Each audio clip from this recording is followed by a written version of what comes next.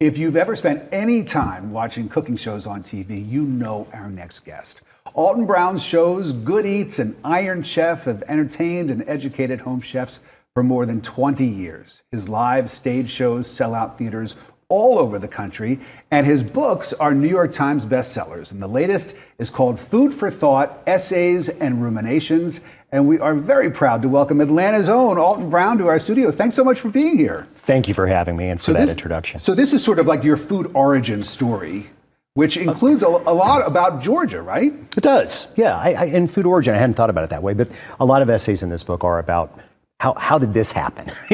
How did I end up starting here and ending up over here? Because this wasn't the path, the trajectory that I thought that I was going to have. So you write about foods that played a significant role in your life. There's a chapter that touches on your grandmother's biscuits, for example.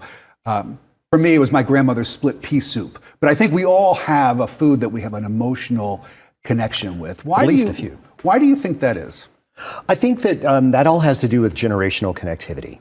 Food is the real miracle of food, besides the fact that it keeps us from dropping dead in our tracks, is that it connects human beings, right? We break bread together, we're connected. And when you teach somebody to cook something in your family, that's a different kind of connection that's very important and increasingly rare these days. So I think that we tend to have that comfort from foods that are made by people that love us. Yes. Or that say they love us. Yes. So it kind of becomes edible love. Edible love. I think. Well, yeah. So let's talk about this book and the inspiration for it. Why Essays and Ruminations? What was it that sort of drove you to want to write a book like this? I've kind of had milestones. It's like you get to a certain point where you think you've got enough perspective to look back over how you got to where you are, or things that you want to speak to. But it's a time thing. It's like 5 years ago I wouldn't have been able to do it. And one day I think I was probably spouting off at the kitchen table, and my wife was like, "Why don't you just put this in a book?" And I'm like, "Why? Why a book?" And she said, "Because I'm tired of listening to you."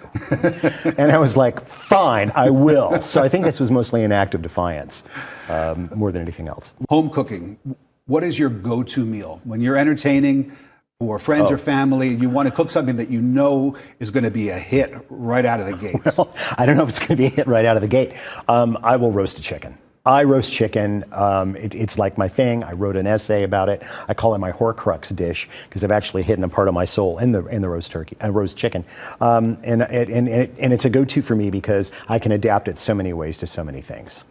So chicken, fear me. Is there a tip that you can give me for cooking roasting a chicken at home? I have to tell you that I roast my chickens in a piping hot cast iron skillet in a 500-degree oven for an hour, and nothing ever fails. All right, good to know. I'll have to invest in a good cast iron skillet. Invest? You don't have one? I will lend you one of my 27. Really? I have iron all over the place. All right, good to know. Yes, lots of iron. You have your books, obviously. You also have this stage show. New one. That is coming to Atlanta. This is a new one. It is indeed. I heard you talking about one of your prior ones and saying that this was your farewell show. Yes. So you are now back. You're saying hello again. No, this is really it. This is it. I had always thought that I would do four. I would do 4 tours, and this is my 4th. And it's the last one. I will not go back out like this. It's a huge tour. It's like 65 cities. Atlanta's on February 20th at Cobb Energy. Mm-hmm. And then I want to be home. Living on a bus is not as glamorous as it sounds.